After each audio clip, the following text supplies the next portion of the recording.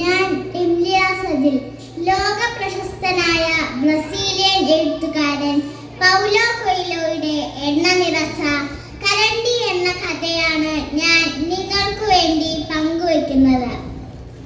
പണ്ട് പണ്ട് ഒരു സ്ഥലത്ത് ഒരു കച്ചവടക്കാരനും അദ്ദേഹത്തിന്റെ മകനും ജീവിച്ചിരുന്നു.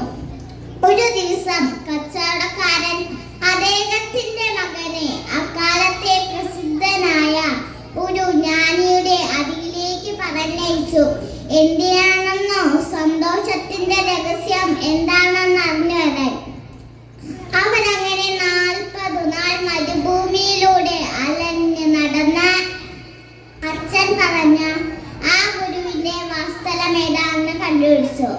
ഒരു കുന്നിൻ മുകളിലുള്ള അതിമനോഹരമായ ഒരു കൊട്ടാരം. അവൻ അതിനുള്ളിലേക്ക് പ്രവേശിച്ചു. അവന്റെ സങ്കല്പത്തിലുണ്ടായിരുന്നതിൽ അതിദിവ്യനായൊരു സന്യാസവൃദ്ധനായിരുന്നു. പക്ഷേ അവിടെ നല്ല തിരക്കും, പലതരത്തിലുള്ള ആളുകൾ വരുന്നു പോകുന്നു. അപ്പോഴാണ് അവൻ ശ്രദ്ധിച്ചത്, ദൂരെ നിന്ന് സന്യാസി ഓരോരുത്തരോടായി സംസാരിച്ചു വരുന്നത് കണ്ടു. അങ്ങനെ 2 മണിക്കൂർ കഴിഞ്ഞ് ഗുരു അവന്റെ അടുത്ത് എത്തി. എത്തിയ വേളം ഗുരു ചോദിച്ചു, ഈ സന്തോഷത്തിന്റെ രഹസ്യം എന്താണെന്നറിയാൻ വേണ്ടിയല്ലേ നീ ഇവിടെ വന്നത്? അവൻ അത്ഭുതപ്പെട്ടുപോയി. താൻ വന്നതിന്റെ കാര്യം ഗുരു അറിഞ്ഞിരിക്കുന്നു.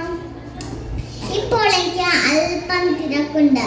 നീ എന്റെ ഈ കൊട്ടാരമൊക്കെ നന്നായി ചുറ്റിക്കറങ്ങി കണ്ടിട്ട് വരൂ.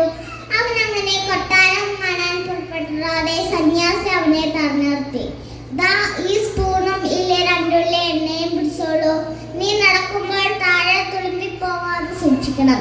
അവനങ്ങനെ അതും പിടിച്ച് കൊട്ടാരത്തിലെ എണ്ണമറ്റ കോണിപ്പടികളും കിടന്ന വലാന്തകളും കയറി ഇറങ്ങി 2 മണിക്കൂർ കഴിഞ്ഞ് ഗുരുവിന്റെ മുറിയിൽ എത്തി. നീ എല്ലാം കണ്ടു അല്ലേ? നീ എന്റെ ആ തിരശീല കണ്ടില്ലേ? അത് പേർഷ്യയിൽ നിന്ന് പ്രത്യേകമായി നീണ്ടുകൊണ്ട് വന്നതാണ്. അല്ല, നീ എന്റെ ആ ഉദ്യാനം കണ്ടില്ലേ? അത് ഈ മട്ടിനാക്കി തീർക്കാൻ ഒരു 10 വർഷമെങ്കിലും എടുക്കും. അല്ല, നീ എന്റെ ആ ഗ്രന്ഥപ്പുര കണ്ടില്ലേ? അതിനുള്ളിലെ ഓരോ പുകഴ്ത്താളുകളും എത്ര മനോഹരവും മിനുസവുമുള്ളതാണ്. ഇതെല്ലാം കേട്ടപ്പോൾ അവൻ പകച്ചു നിന്നുപോയി.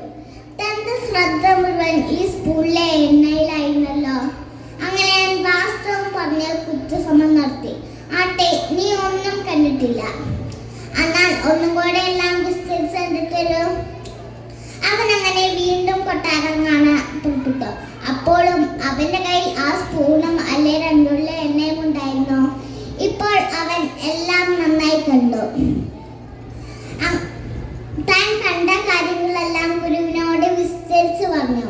ചുമരുകളിലെ കലാസൃഷ്ടികൾ മാത്രമല്ല, ഗുരു പറഞ്ഞ തിരശീല, ഗ്രന്ഥപ്പുര, പിന്നെ ഉദ്യാനം, ഇതെല്ലാം കണ്ടു.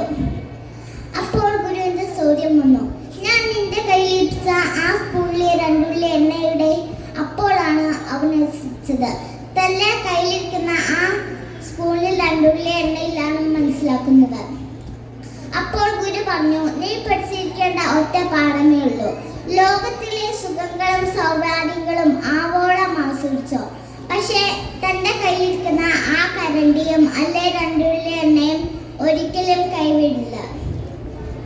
ആ എണ്ണ സൂചിപ്പിക്കുന്ന സത്യവും ധർമ്മവും നീതിയുള്ളതാണ് എന്ന് ഓർമ്മിച്ചുകൊണ്ട് നിർത്തുന്നു. നന്ദി, നമസ്കാരം.